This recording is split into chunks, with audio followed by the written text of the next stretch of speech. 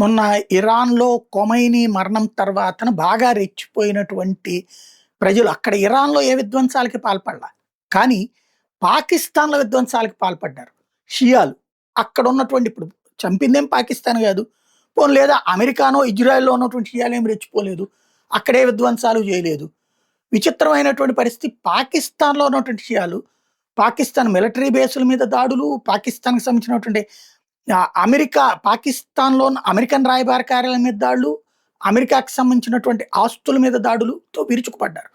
దాంతో అమెరికా తమ సిబ్బందిని అక్కడి నుంచి శాంతం ఖాళీ చేసి తీసుకుపోయింది. మొత్తం 3 నగరాల నుంచి. దెబ్బకి ఇప్పుడు విలవిల్లాడాల్సొచ్చిన పరిస్థితి పాకిస్తాన్‌ది.